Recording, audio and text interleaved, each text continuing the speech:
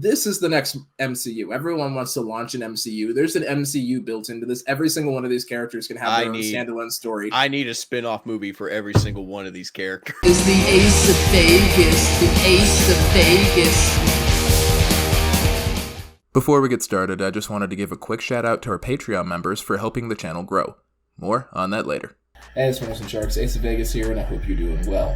So, since I haven't had an opportunity to book my newest Vegas vacation yet, damn overnight work, I decided it'd be kind of fun to go ahead and revisit some of the things that really made me love Vegas, mostly some of the motion picture media. Now, I wanted to go ahead and review one of my personal favorite films and all, and I decided to go ahead and pick Ocean's 11. But I'm not going to go ahead and do this one alone. As you guys know, I'm not exactly a film critic, or if I am, I'm not a terribly good one. So, Spinners and Sharks, go ahead and put your hands together for my boy Nate from Unbiased Movie Nerd.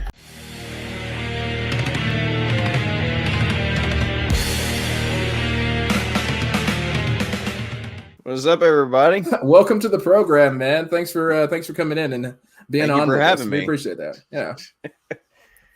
Oh man. All right. Awesome. It feels good to be here. I'm really looking forward to this. Yeah, no, I've been looking forward to this for a long time. I love some Vegas movies personally. I'm a huge Vegas nut. In case you haven't noticed here, in case you haven't been to Vegas for whatever reason. I looked at your entire channel. It's nothing but Vegas paraphernalia everywhere. Little things, Little things. So either which way. So yeah, we decided to go ahead and watch Ocean's 11 today. So I guess we should probably tell people a little bit about the movie. Maybe we'll watch some of the trailer while we're at it too. Right. So this is the 2001 Ocean's 11, just for the record. So in case you didn't know, so this one, it's made by Warner Brothers. It's based on a 1960s classic film of the same name, Ocean's 11. So it's technically a remake. So that one starred, it had Frank Sinatra, Dean Martin, Sammy Davis Jr., so all the guys from the Rat Pack. Also, it had Cesar Romero, the Joker, from the original Batman series. I think he played the villain in it. He played...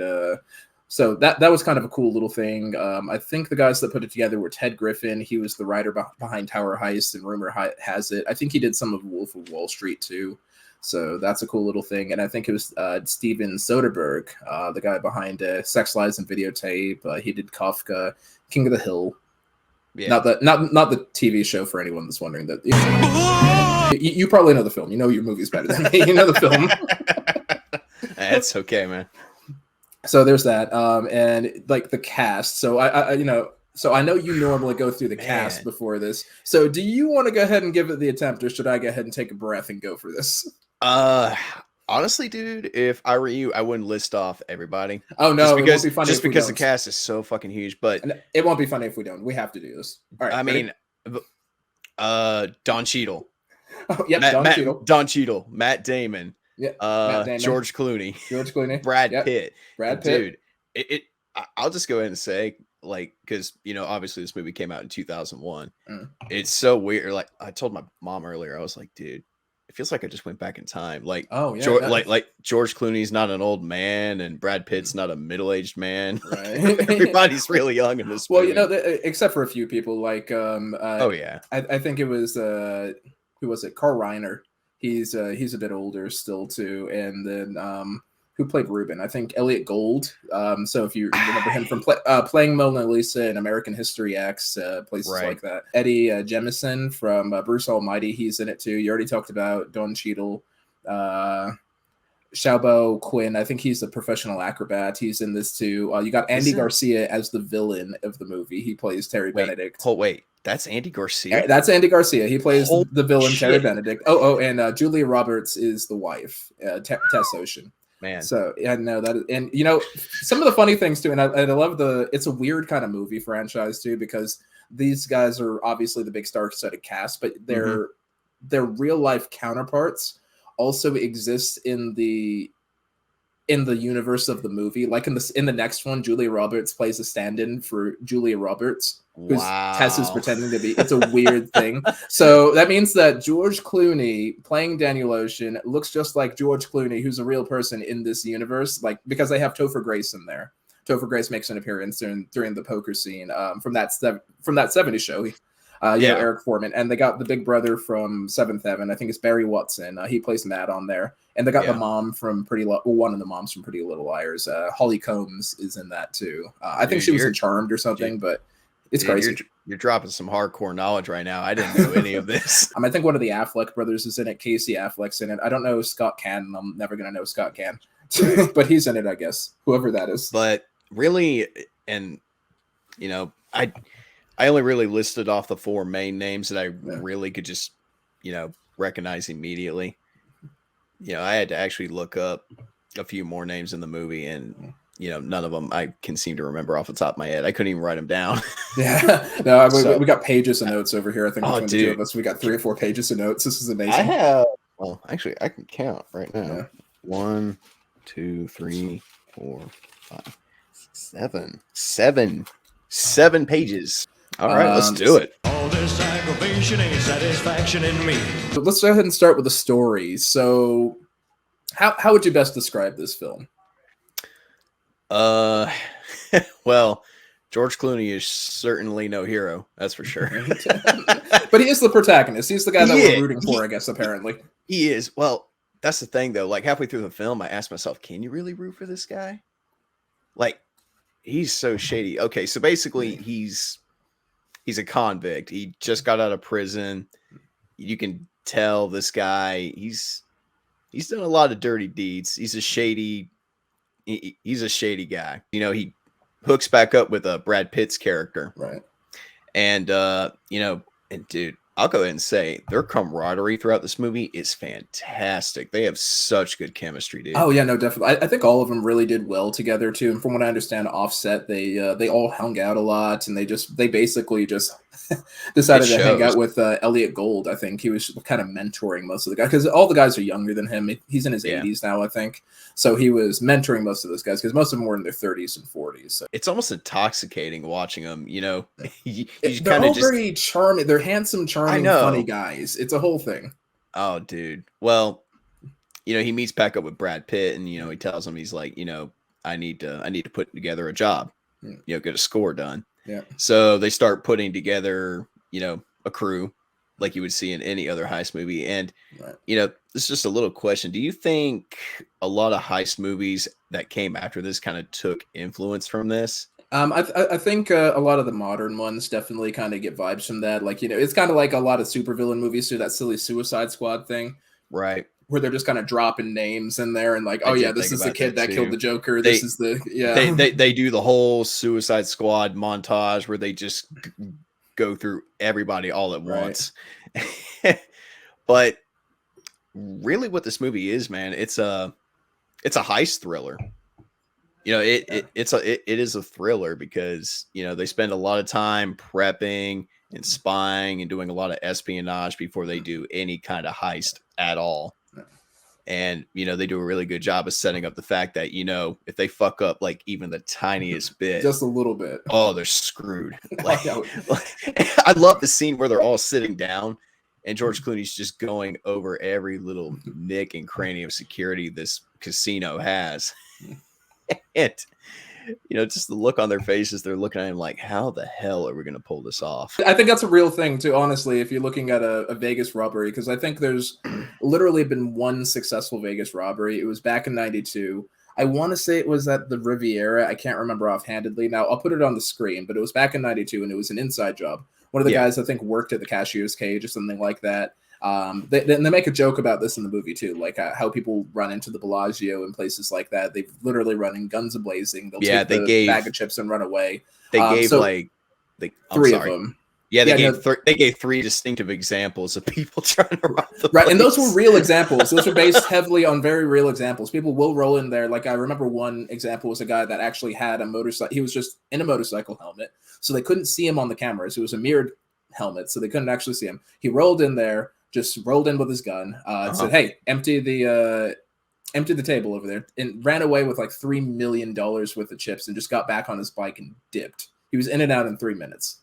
How far did he get before he? Oh no, he got left. caught? He actually even came back to gamble there and got like caught. I think like a month later. It was he had gone several times. That's kind of what I like about the story. It gets a little in there now, and it's so Vegas too. Like it's silly, it's over the top, it's self-indulgent, it's Vegas indulgent, and it's everything that a real trip to Vegas is. Like, you know, you pour yourself a glass of wine or whatever, and you're like, you know, you knock it back and you're like, dude, let's go. And that's what this whole movie is. I know. You can't even turn over a rock in this movie without there being something Vegas related under it. Which is perfect. That's exactly how it is. And I love that they filmed it on location. Everything was in there. They actually were in the Bellagio. So a lot of times they'd, back then, especially, let's say back then, it was only 20 years ago.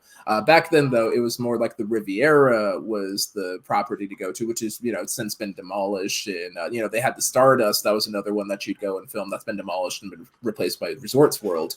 And also, a lot of these places aren't there, but Bellagio is still there, and it's kind of a timeless classic. So that's what really makes it interesting, and that's what I think is pretty fascinating about it. The whole story, funny, self-indulgent, over the top, ridiculous. Like it's all Vegas. It is the perfect commercialized version of Vegas. That's the Vegas we know and love, and that's exactly it. You know, it's funny. You know, you're talking about how just Vegas as hell this movie is. I actually wrote that down as a note. I said this movie is Vegas as fuck. That's exactly what it is. Vegas AF. Totally fucking Vegas. You know, that it's a 21 and up movie. I know it's a PG-13 movie, but it's a hard 21 and up movie for sure. Like, you're really only going to enjoy it, I think, if you're, well, I guess not necessarily if you're a Vegas goer, but if you just love that goofy party atmosphere, I think that's going to be the biggest thing. I wouldn't even say that. I think anyone could really get enjoyment out of this, especially if, you know, they're a fan of heist movies. If you love heist movies, this is probably a must watch. Yeah, it's no Scorsese, but it's a great time. It's not. All this aggravation ain't satisfaction in me. We should talk about the characters a little bit. Oh my God, yeah. Hold on. This was the first thing that struck me when. Is that you or me? That is me. Dude, it's, you know, as we already established, the way they kind of introduce them, they do the Suicide Squad way. They kind of go down the list of everybody and just kind of tell you who everyone is and what they've done. And dude, one of my personal favorites in this movie, I kind of feel like they underutilized him a little bit, but man, Don Cheadle. Oh yeah, playing who's it, the Basher? Or yes, so the explosive expert. Dude, he's a is he an explosives expert? You know, or is he just nuts? I did the notes. I did the notes. So I've got a list of everybody and what their associated superpowers are. You ready? Let's do it. Because here it comes. Okay, so I got Daniel Ocean. He's the leader, the tactician, and he's handsome. We have Rusty Ryan. That's Brad Pitt's character. He's handsome, con man, handsome again, master of disguise, also handsome. Everybody in this movie is handsome. Everyone in this movie is handsome. You have the amazing Yen over here. So they have a nickname for him. He's a grease man. The whole thing is that he's an acrobat. That's probably got the least amount of dialogue in this entire movie. Yeah, and it's all in Mandarin for whatever reason. Oh, I know. So that's a weird thing. He has like the only like English speaking line in the movie is him going, "The fuck are y'all doing?" Right. What the fuck you bet? And I love that. And again, back to the chemistry thing you were saying before, George Clooney and Matt Damon were visibly holding back laughter even in the final cut, because I think that was the most fun they're having. All right, back the list. Yeah, so anyway, though, so you also have the Mormon brothers. So that's Casey Affleck and then his friend Scott. They're the Malloy brothers. They're from Utah or whatever, and they're the drivers. So one of them turns cars into remote controls for some reason, which comes up in the finale. And then you also have the one that's the good driver. The brothers made me laugh my ass off. Yeah, they do the whole brother bickering thing, tweedledee tweedledum the whole time too.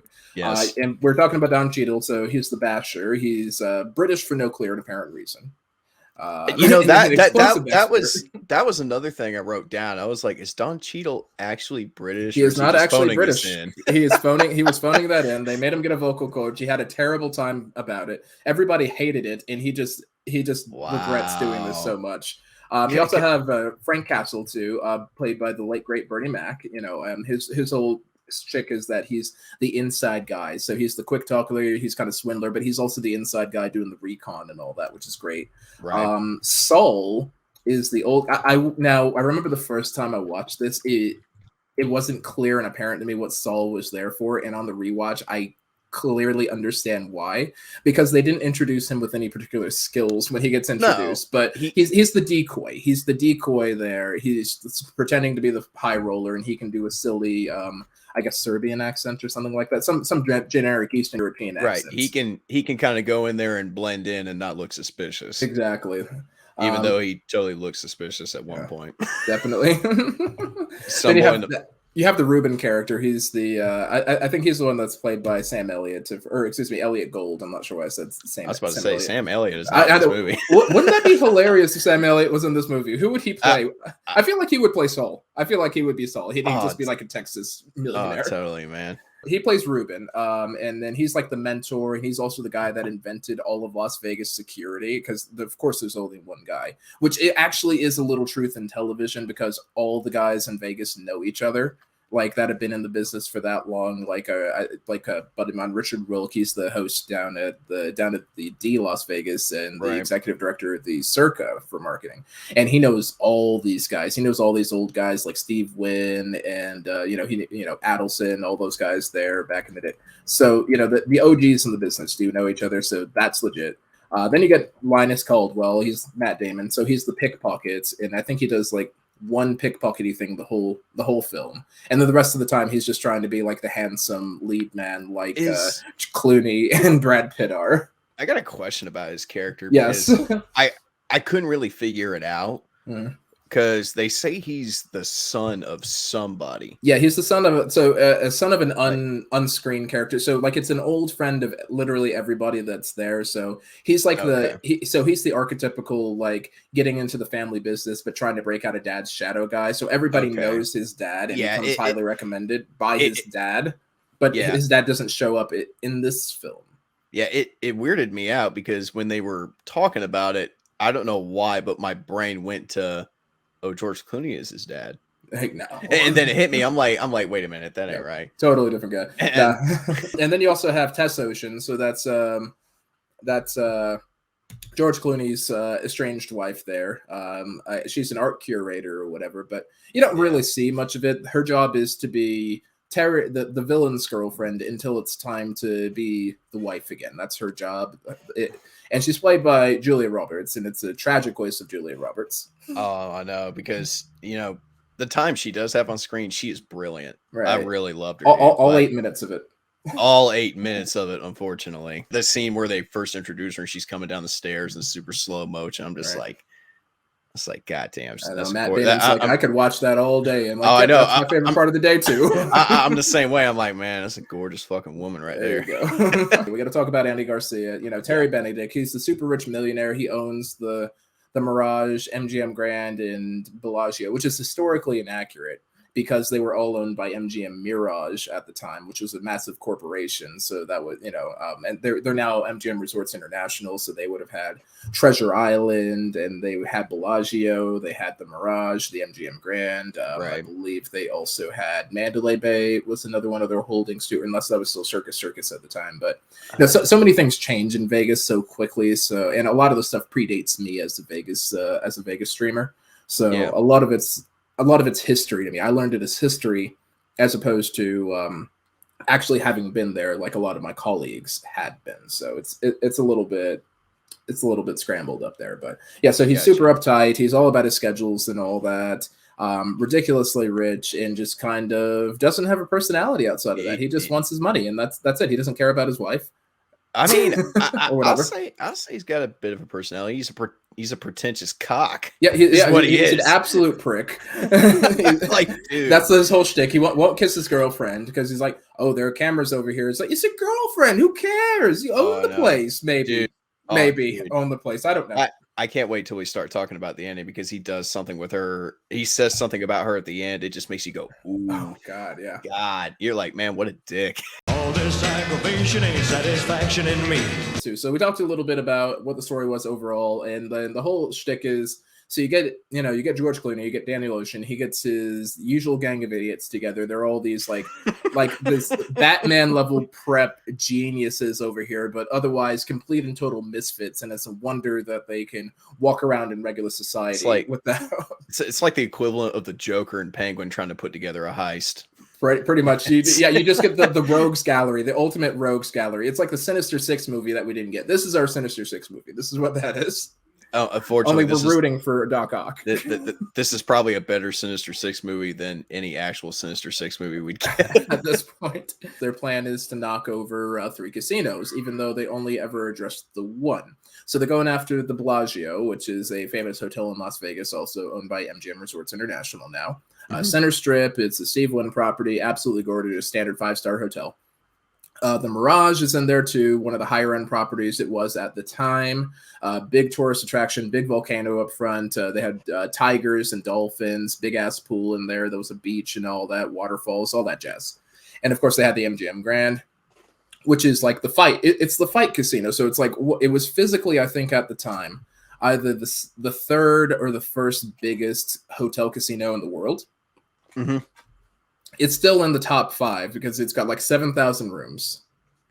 And the campus is huge. Like it takes you 20 minutes. You said 7,000 rooms? Yes, about 7,000 rooms. I think it's 7,000 change, or it's just shy of 7,000. I have a video. I'll put a link to it in the upper corner of the screen over there or something like that. I don't know, one of these directions. I'll put a video to the tour, but it's got all I'll check it out, man. Good Lord. Yeah.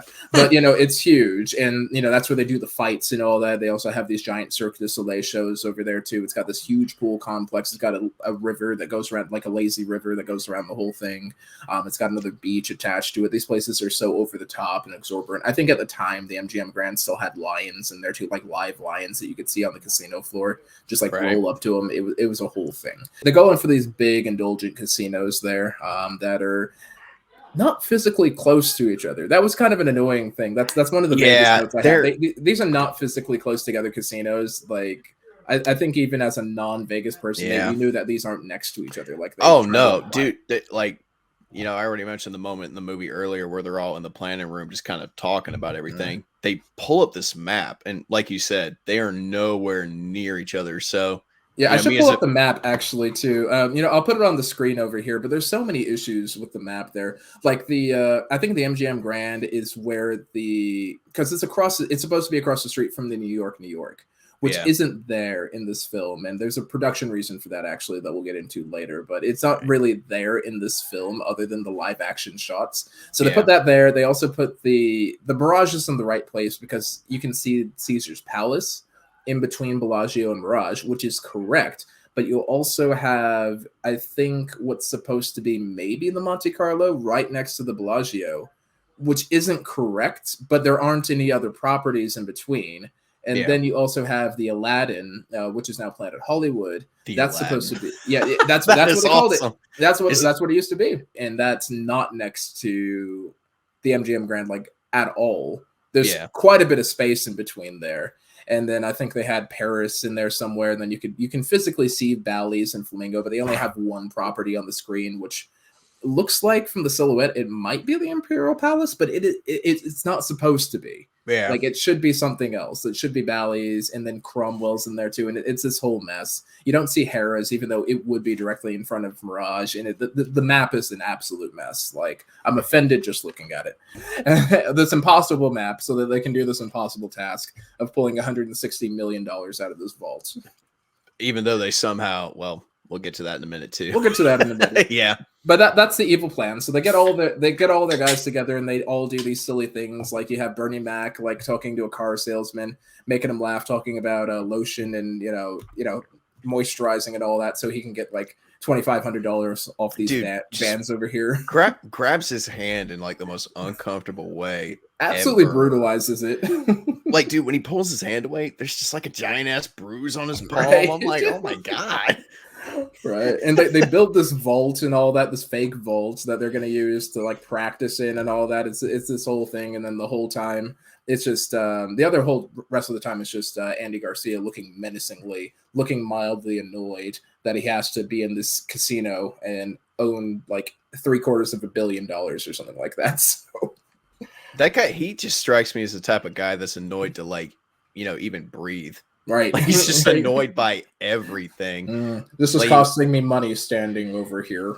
Andy Garcia just sells it so well. But the character is just like is just awful. And I guess we should probably mention that. Yeah. So all of them were doing their little side hustles and all before, and then they got together. So they got all the equipment together, and then they have this plan that involves like blowing up like all of the electronic devices on the strip, and it goes from the Bellagio down to Mandalay Bay. And because I'm pretty sure an EMP goes is spherical, it should also have destroyed everything up until Stratosphere at least, and shut down the airport. So they probably killed.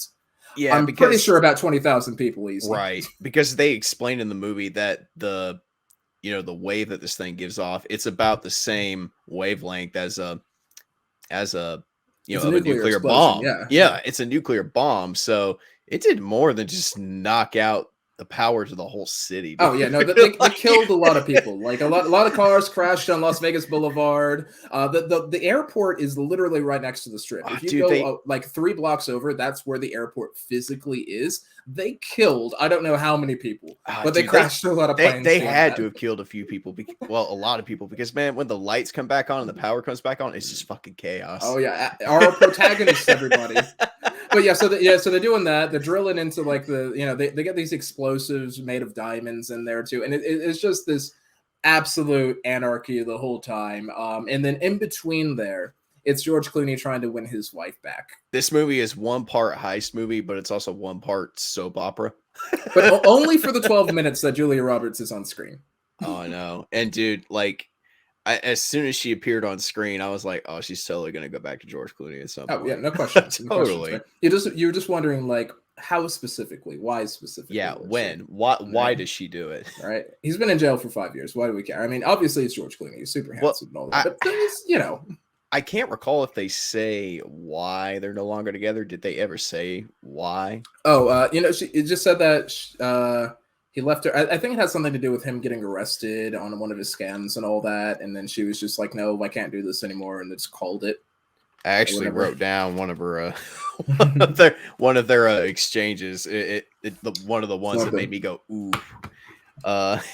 It's when she's sitting down at the table in the restaurant, and he sits down across from her, and he asks her, he says, does he make you laugh? Mm-hmm. And she replies, she looks at him. He doesn't. Oh yeah, he doesn't make me cry. He doesn't make me cry. If only that was the criteria.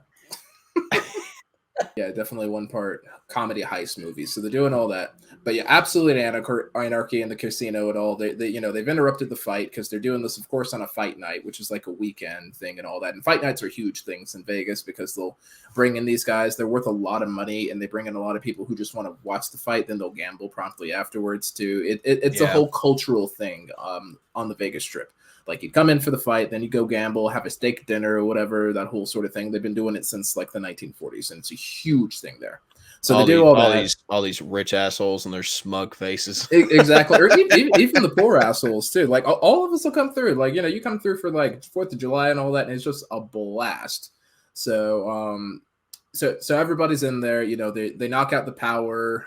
They sneak the Amazing Yen in on like a cart and all that. And then, everyone's doing the Master of Disguise thing after that, going in and out, distracting Terry too and all. And it's so much fun. And all the while they're just trying to get Tess back together with George Clooney. Oh, I know. And I love how he's paid everybody off in advance. Like everybody he runs into is on his payroll. Where's this money coming from? He just got out of prison. That was actually one of the things I did think about.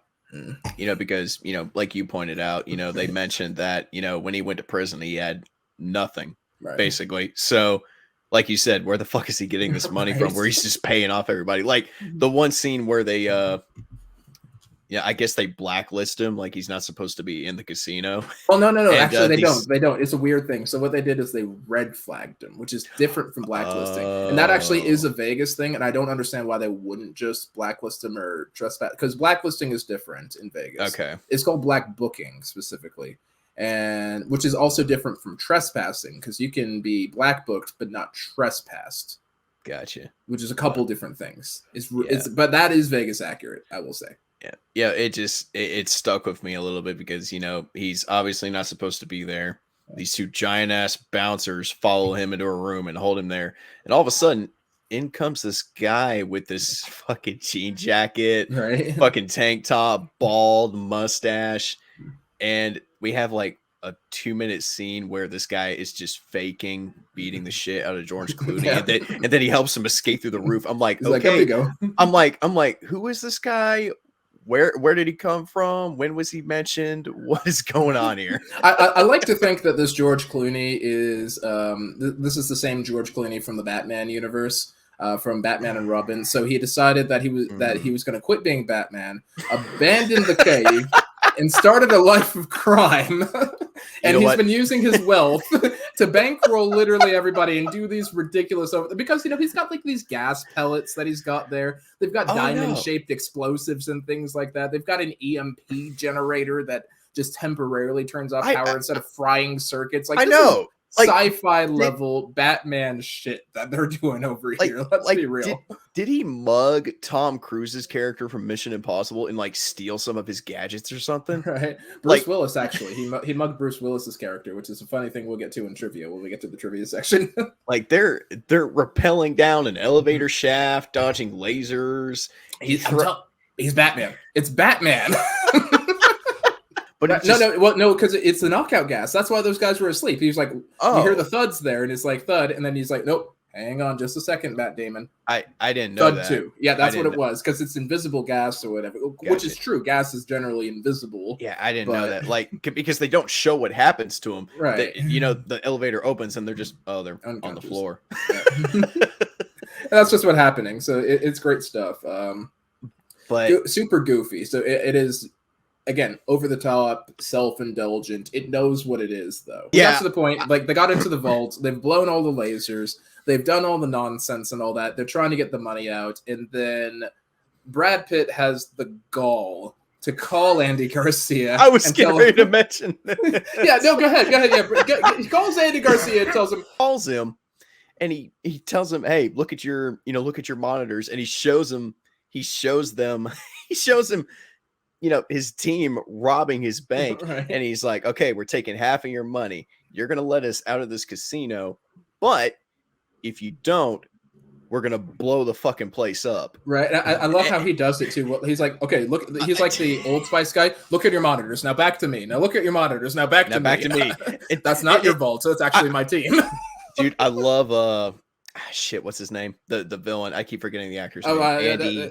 Andy Garcia. It's Terry Benedict, but it's Andy Garcia. I love how Brad Pitt is just like, it's up to you. What are you gonna do? And he hangs up. And the first thing Andy Garcia does is call the police. Make the call. Dude. Which again, it would be true to Vegas Live. They have a very good relationship. The casinos do with Las Vegas Metro PD. I'm sure you probably saw in the fight scene, like in not like the fight scene, but in like the boxing scene when they come through. You see like part of the entourage is actually like, it looks like security guards, but those are actually Las Vegas Metro officers. Right. So yeah, the Metro Police Department's like really tight with the casino owners. It's a cultural thing. So you see him patrolling like a lot more on the Strip and patrolling a lot more downtown on Fremont. So that's actually pretty true to life. Oh, we got to talk about it. I did not see that shit coming. Okay, so we get to you want to go ahead and we'll get to the twist in a sec. I'll run us up there, and then you go ahead and drop the twist on that. So basically, what happens to if you guys haven't seen it, it's a 20-year-old movie. It's on HBO Max. It's been streaming. This is your fault if you haven't seen the movie yet. Pause the review here. But we get to the end. So we're to the point where all the boys are in position. They're getting the Andy Garcia's character to walk half the money out, to walk out the $80 million. They're still shooting for the 160, but they're asking him for $80 million, and they're holding the other 80 million hostage, right? So he does that. He puts it in their van, and then they get away in the van, right? But that's when SWAT shows up. That's when the police show up, and then he also sends the police after them too. So he's chasing them down in the van, and the police are going down to go ahead and catch them down in the vault, right? And then this is where it goes off the rails. Oh my God. Guess what? There was no heist. This motherfucker let them in and take the money and just walk out. And that was the kicker. So, like, I love the way. Yeah, it's a great little twist, little ending there. It's totally Batman-y. I'd still subscribe to that headcanon now. Yeah. And I love the fact that they kind of put a little Vegas reference in there. So I'm not sure, Nate, if you got that. So exactly what happens to the money. So they get to the money. They catch up with the guys in the van, of course, right? And they also catch up to them down in the vault. And then, the whole thing explodes, right? Right. So you're thinking they've killed these men. They've killed the police. Or they're attempting to kill the police over here. And then that's when we find out what really happened. They are the police. So essentially what happened was they staged the whole fucking heist with this makeshift, replica of the vault. Yeah. And basically recorded the whole thing and made it look like they were stealing from Homeboy's vault. Yeah. But they basically walked in disguised as the police. He let them down there. They just took all the money and they just left. Which is really great. And the best part, I think, is the explosion too. So they blow up the decoy bags and the decoy money in there. And then when they get down there, they realize it wasn't money in there, but it was what? Ah, shit, I missed it. It was Go ahead. So they called them flyers. Oh, wait. Yep. Yes, I remember.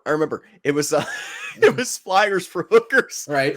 Which again is a real thing that happens in Vegas. We even have there are guys that stand on the strip that actually hand you these trading cards that have they have these naked models on them, or prostitutes, or what, sex workers, whatever you want to call them. So they just hand them out. They don't care who you are. You could be a married couple, you could be a single couple, you could be male, female, whatever. I've seen them hand them to kids before too. But they just stand out there. They're just handing out the card. We have a name for them. We call them porn slappers, actually. So they hand you out this card over there. It's this, and there's this like number on the back of it and all that. And it's an escort service. It's prostitution. That's what it is. It's sex work. That whole thing, which isn't legal in Vegas. Tomato. It's the same thing. Which actually isn't legal in Vegas. It is legal in Nevada, but in Vegas specifically, it is not. So it's an interesting sort of thing. Why? It's the size of the municipality. So Clark County is too large for sex work to be legal. I think it has to be under a certain population for it to be legal. So they do have legal brothels there. They're outside the city limits and all that. So if you are seeing a sex worker in town, that is actually illegal.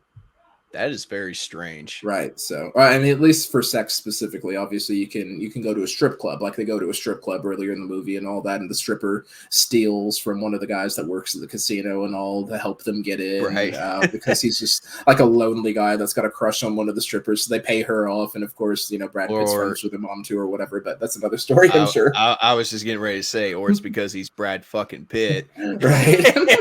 I want to see the movie where he's dating the stripper mom. That's what I want to see. This is the next MCU. Everyone wants to launch an MCU. There's an MCU built into this. Every single one of these characters can have their own standalone story. I need a spin-off movie for every single one of these characters. We need the Basher. We need Tales of Rusty. We need the Mormon Brothers. Back in Black or whatever they want to call it. Mormon Brothers Baby Drivers. That's what we'll call it. Dude, the posters for these movies need to be like the satire posters. They're just big and comical. They got big bold lettering for their titles. Every single one of them. Then you got to have George Clooney. He has a cameo at the end of every single one of them. Hey guys, I wanted to go ahead and talk to you about the Oceans Initiative. It's funny. You were talking about the sex workers and the porn stars just a second ago. One of the notes I actually wrote down is up. Hold on a second, let me find it. I think it was on the shit. I need two hands for this, apparently. This is a two-handed job here. Danny Ocean sounds like a porn star name. So after they get all the... I'm so sorry. So they got all the porn cards and all that, obviously. Terry Benedict is furious because, and actually at this point too, they've probably ruined this man and his casino, because technically at this point, not just his casino, his life. Well, his life, because they actually at this point, technically, if anyone had tried to cash in a single one of their chips, he would have lost his gaming license because he didn't have any money in the vault. So if anyone hit any amount of money and he ran out of money, he would have lost his gaming license for taking a bet he couldn't cover. That's actually a regulation in the Nevada Gaming Commission. That's why they were talking about that. Yeah, you legally have to have enough money in your vault to cover every bet that you have. So on the offhanded chance that you lose, it's not likely, but if you, somehow, fair and square, everybody beats you that night, you have to be able to pay out. If you cannot do that, you cannot be open and you lose your license. You lose your casino. So Holy that man could have lost all of his casinos that day. And then on top, so he probably lost his gaming license. I think in the sequels we find out he doesn't, because he does come back for one of the sequels. Oh, he is in the sequels? He does come back for one or two of the sequels. Again, these movies are 20 years old. It's already they've been out there. But we find out, so he doesn't lose his life. But he very well could have. And then towards the end, he's like still threatening Danny with some criminal action there, some highly criminal action. I feel like nowadays, like Bill Hornbuckle wouldn't be down there with thugs beating you up if you were stealing his stuff. He'd just have Metro in there doing it. But yeah, I know. But so he's down there. He finally gets back together with George Clooney, and George is like, hey, I can probably find the guys that did this. And the whole rest of the time, his tech buddy, go ahead, because his tech buddy calls up his wife and says, get on the telly. Get on. He said channel 83 or something, right? Channel 89, yeah. Channel 89, yeah. She turns on the television and it's a security broadcast being broadcasted from one of the cameras in the hallway where George Clooney and a homeboy are talking. Crystal clear audio, by the way. I know, like about they wired this about as crystal clear as any audio in 2022. I forget exactly what he said. I know what he said, but I forget word for word what he said. I think what word for word, I'll put the clip in over here just to be sure. But if I remember correctly, what he said was, what if I told you I could get your money back? If you give up Tess, what would you say? I would say yes. Yeah, he unabashedly says, yeah. He's not even that intense. He's just like, dude, yep. He doesn't even hesitate. He wants his $160 million back. He just says, yeah, give me my fucking money. Fuck that bitch. Right? He wants his $160 million back is what it is. So he does that. And then she's watching the whole thing. And then she's, I guess, devastated or whatever. I don't know. I didn't really get any chemistry between the characters themselves. I think the actors worked well together. I'm sure they had a blast with it. But, I never really got the indication that either of them liked each other. So I wasn't sure if it was that big a deal. It's weird because the way I took it, it felt like their relationship was more beneficial than it was loving or anything like that. Right, like she was like the like you have to have certain things to be a casino owner. Like you have to have the amount of money, you have to have the experience, you have to have a license, you have to have an attractive woman in her mid-20s. On your arm constantly in a gold dress. She did not look like she was in her 20s, by the way. Well, Hollywood for you. Or, right?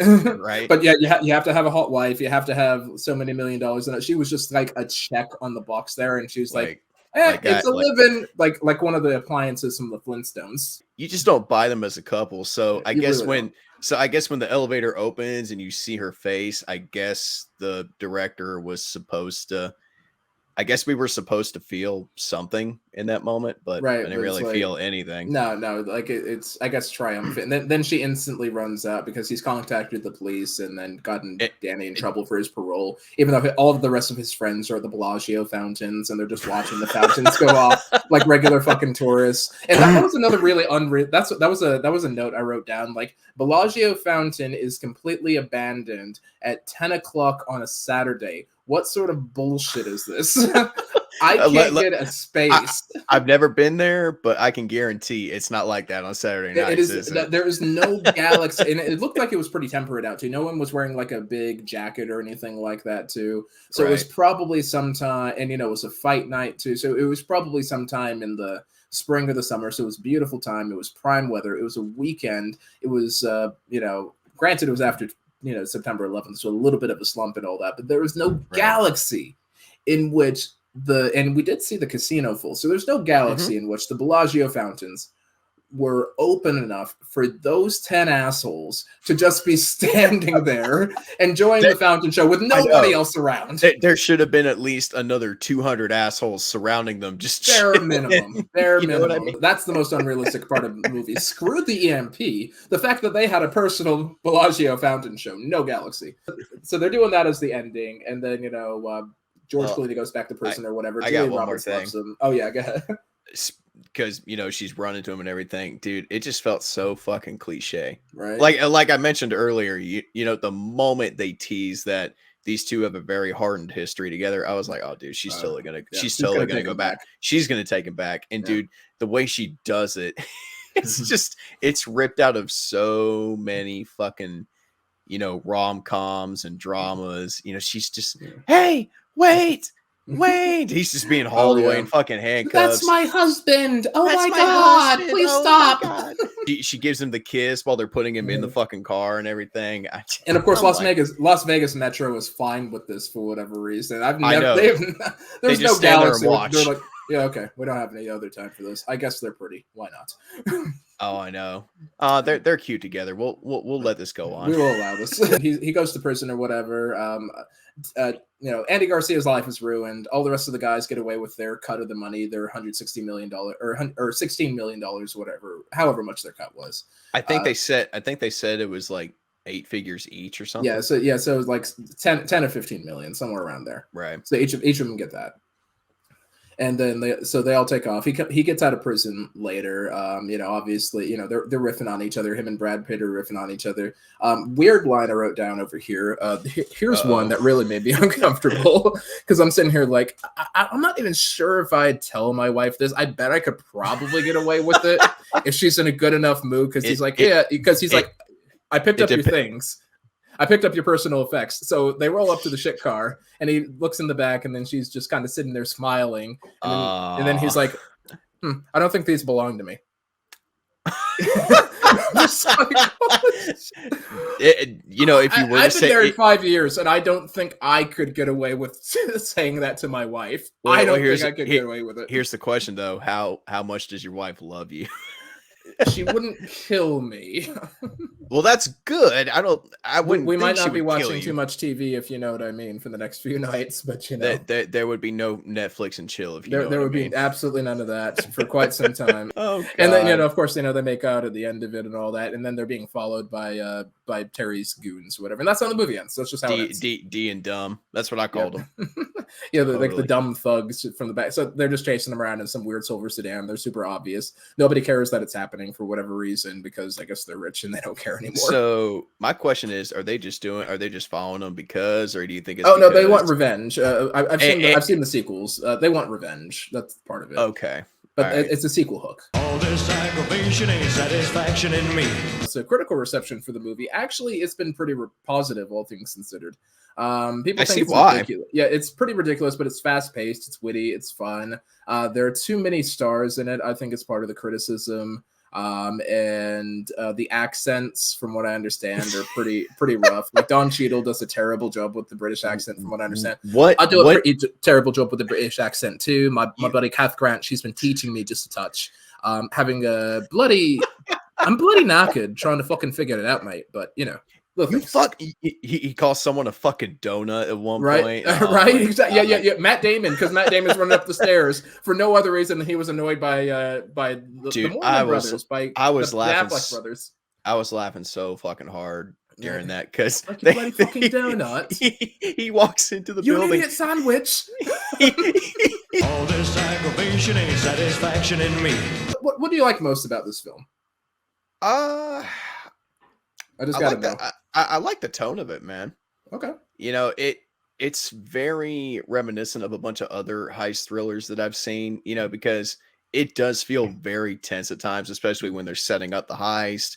They're establishing that, the littlest mistake it's game over immediately. So there are plenty of times when they're executing the heist, it looks like they're getting ready to fuck up and you're like,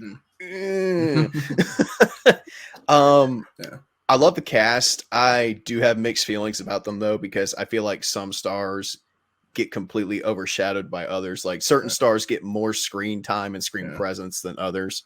Like, I thought, I love Don Cheadle. I thought he was great in this movie, but I thought he was completely underutilized. Right. I feel like Bernie Mac was kind of wasted in this, and I don't feel like we got a lot out of Elliot Gould, unfortunately. Like, he got to do some like the old guy stuff, but like during the heist itself, he just doesn't get to do very much, and I think that's a little disappointing. Some guys like Andy Garcia, I like Andy Garcia in this movie. I think he fits the role of the typical mustache twirling villain so well that you didn't even know it was him.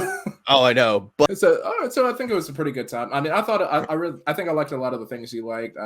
As a Vegas nut, I love the fact that it was all pretty much filmed on location. I love the fact that they used the actual Bellagio casino. I was looking at it, I'm looking at the shots and all that. I recognize the landmarks. There's probably a link to my Bellagio tour that I have in the upper right-hand corner of the screen. If you guys want to go check that out, that's probably a thing I did. Maybe. So you'll go around and you're going to see a lot of things that were in the film, in that part of the, in that video too. And I love that. So it was actually physically in there and they didn't do a lot of fake casinos. There's one that they did. We'll talk about that in the trivia. There's one fake casino, but it kind of wasn't a fake casino at the same time. So it's very authentic, very Vegas-y. And I feel like this is a thing that would happen in Vegas, and a lot of people probably wouldn't bat an eye because it's Vegas. So the tone is flawless for it. They got a lot of star power in this. So I thought that was great. Did you notice that, because a lot of heist movies these days like this, they usually have this big climax where there's usually like a big shootout or something big happens. Right. I actually kind of liked that this movie didn't end with like, a huge over-the-top action sequence. It's just, we got the money. I don't think it would have worked very well, all things considered, with the tone of the film, honestly. And I think that was a good thing to do, because it still kept the tone correct. It was goofy, it was light, and it actually really does fit in, again, with the Vegas culture. I know I keep harping on this too, but this is a thing that I feel like if something like this would happen, this is how Metro would probably react to it. This is probably how Bill Hornbuckle, that's the CEO of MGM Resorts, who owns all three of those properties right now, that's probably how they would react. That level of security, it sounds insane, but that actually is like, there are cameras everywhere. There are all these checks and balances. You're not even allowed in the count room. Even some executives, like if you're like not the CFO or the owner of a property, you cannot be in the count room if you don't work in the count room. All this aggravation ain't satisfaction in me. If we're going into dislikes, though, for sure, I will agree with you. I think a lot of the star power is kind of wasted. Julia Roberts has a sum total of like 9 minutes of screen time or 12 minutes of screen time in this whole 2-hour film. What's up with that? Yeah, and and I know I keep going back to Don Cheadle, but another thing I really disliked about it was, they established that his character is like a demolitions expert, or he's an explosives expert. Right. But at no point in the movie does he ever use that skill during the heist. Well, no, he kind of does, because he's the one that made those like explodey diamond things. Or whatever. But you don't see it very often. I thought about that too, but man, when they introduce him, he literally like creates an explosion to get away from the cops. Right. Like out of nothing, like in like 5 seconds, he's built a bomb. I know. And you're like, what? What? Out of absolutely nothing. And it's really cool. I'm like, holy shit, I can't wait for this guy to do more. Like, this is a superhero movie. 100%. Right. And it's just, oh, well, he's here now. Kind of. But it's like they got all the Mega Man villains. Every single one of them has one power. It's a Mega Man game, basically. Like, there's Bomb Man, and then there's Driver Man, and then there's Handsome, the ladies like him man. That's Brad Pitt. My biggest problem with Andy Garcia is he's just got no emotion, man. Right. At all. And do you think that was like the writing? Do you think that was the character? Do you think that was the direction? Or do you think that's like his acting style? I think it could be a combination of his acting style and the writing. Right. Because, there are just some situations in the movie that he gets into where you feel like this guy should be emoting somehow, but he just has the same expression and tone the entire fucking just movie. A mask on the whole film. Oh, I know. like towards the end where, it's revealed that, they've already completed the heist and they've made off with his money pretty much. In that moment, you would think this guy would be pissed off, livid, screaming, just going livid. But no, he's still talking like this. And, You know, it's such a shame. I'm like, dude, emote. Right. No, scream. Tess. It's not like that, Tess. Baby, come back. You can blame it all on me. I sound like the next Defense Against the Dark Arts teacher at Hogwarts. Discount Alan Rickman. Ronald Weasley. It's Leviosa. The Tess drama is just so tacked on. Like, none of it feels convincing. And I'm just like, yeah. She's just kind of there as an afterthought, and I think I understand why. I've been told something about the old movie, and I think some of the flaws this movie has. I haven't seen the old movie yet, but from what I understand, some of the flaws that this movie has, it's really held back the source material. But I can't really comment on that, having not seen the classic. Just to kind of add on to what you said, you know, they introduced this whole element with her.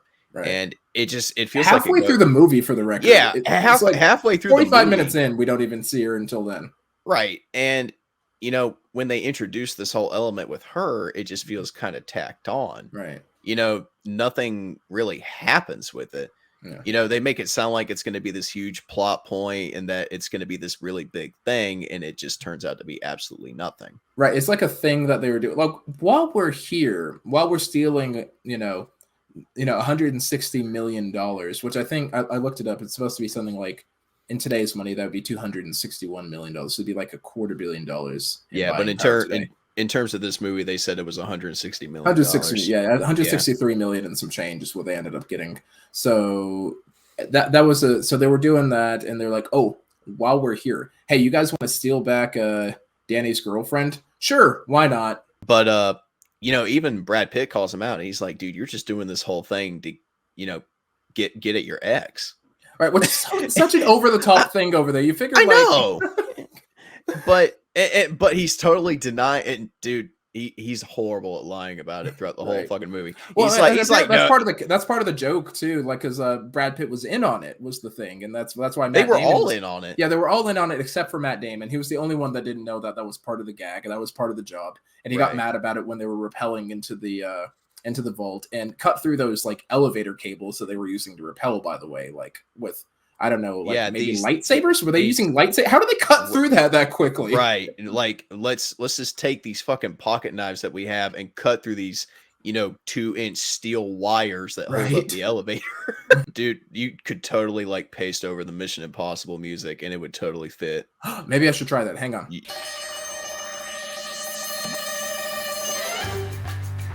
That fit pretty fucking well, actually. That was flawless.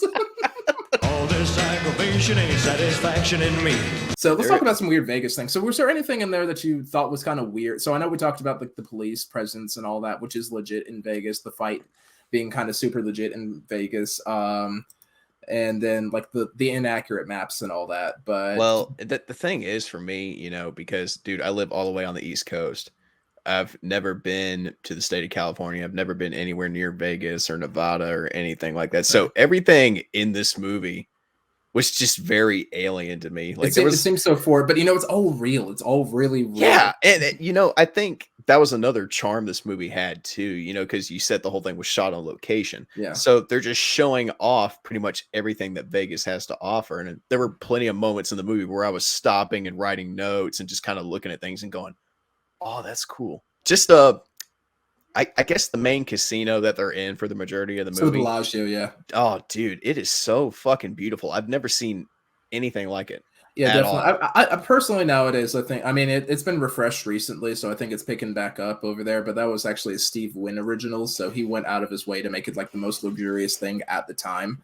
And it was pretty intense. I think it set him back somewhere around the $1.4 billion back in the day. This was in the 90s to do that. Right. I'm probably wrong on the number. I'll put it on the screen. Again, I've done this in a video before and explained it, but it was pretty intense putting the whole thing together. So I thought this was a great way to explain it. This is probably going to sound like a mundane one, but just the amount of fucking people there, man. Oh my God. 40 million visitors a year on app. That I think that was the peak before the pandemic was like 44 million people. Because that would come through a year. I mean, dude, I live in a little county out in the middle of the country. I think the closest thing to, like a full-on fledged like city area is downtown Raleigh. I don't know if you've heard of it or I know pictures of it. It's, you know, it's not as big as Las Vegas, but man, I couldn't imagine. I just can't imagine living in an area like that with that many fucking people. The Xanadu Hotel was demolished to make way for, I guess, whatever the heck Terry was building, and that's why Sam Elliott was, or not Sam Elliott, God, Elliott Gold. That's why Elliott Gold wanted revenge on him, and that's why he jumped into George Clooney's scheme there. But what was interesting about it is, originally in production, they were supposed to be demolishing the New York Hotel and Casino. Now, keep in mind, this movie was released in 2001. What else happened in 2001? You ain't got to remind me, brother. Indeed. So they decided to take out the New York, and put in the Xanadu Hotel and Casino, which is a fictional casino, but it actually was a planned casino that was supposed to be either a tropical or an Asian themed casino. It just kind of varies depending on which report you read about it.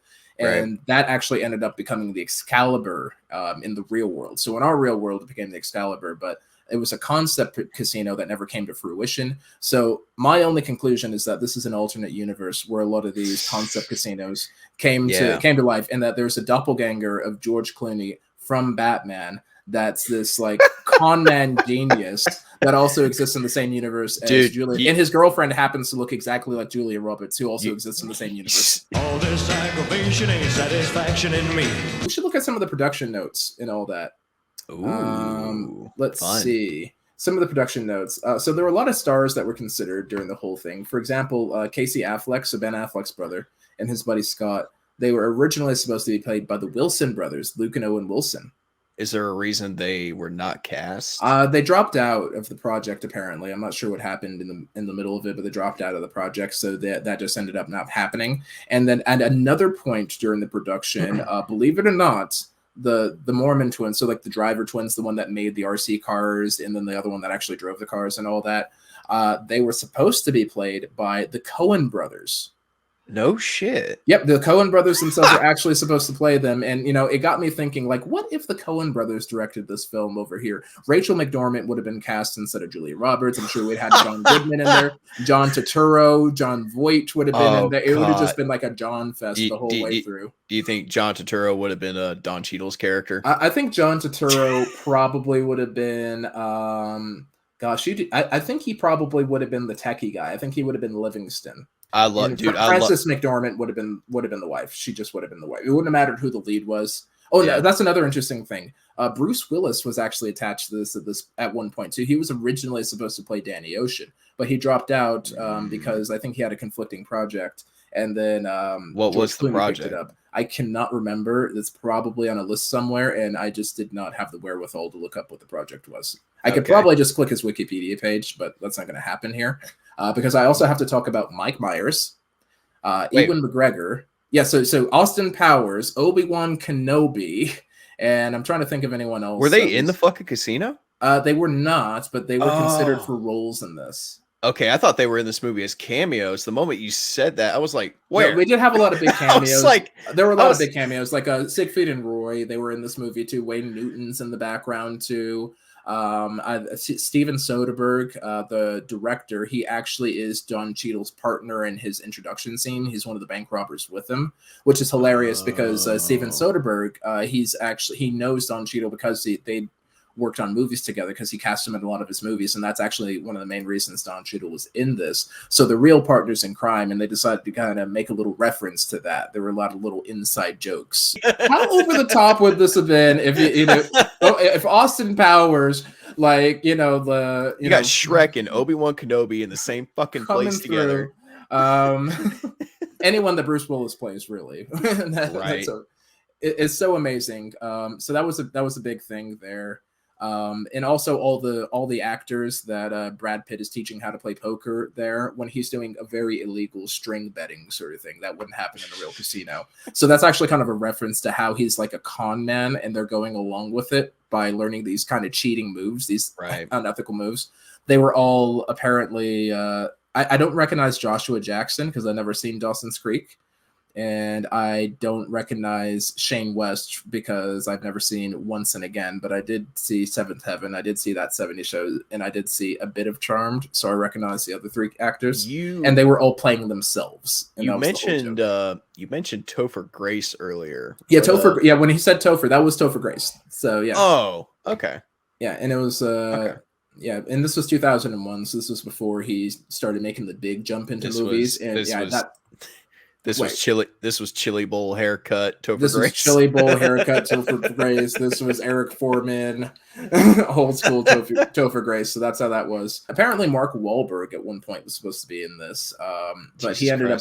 Everybody was supposed to be in this thing. Oh, you know the worst part? He decided to go ahead and play in Planet of the Apes instead.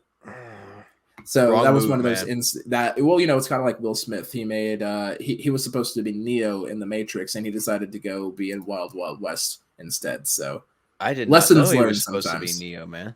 Yeah, he was originally offered the role of Neo, and he's like, no, I think I'll be James West instead. I think this was a better project. Dude, and he picked the wrong project. If we're going by the rules of the multiverse, could you imagine a world where Will Smith is fucking Neo? Oh my god! He'd be the trifecta because he'd be, he would have been Agent J. He also would have been, he would have been like the greatest action hero of the early 2000s. Brad Pitt only signed on because George Clooney asked him to. Are they like BFFs or something? They are best bros.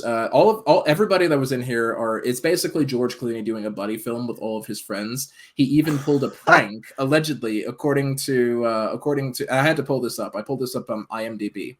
Okay. According to IMDb, he pulled a prank on Julia Roberts because at the time I think she was like the highest paid actress of all time or whatever, but she was the biggest actress in Hollywood at the time, going into her second decade of being like a starring role, right? Yeah. And so they did 2 little pranks on her. They put her in as introducing Julia Roberts, which is usually reserved for somebody's first starring role.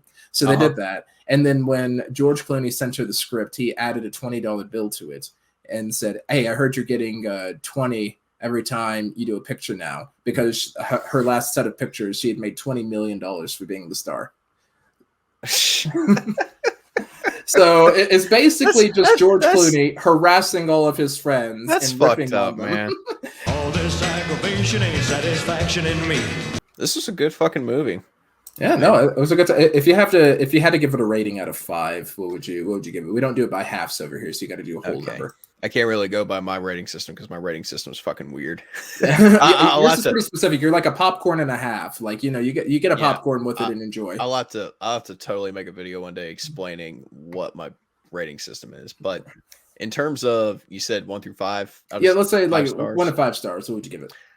I'd give it a 4.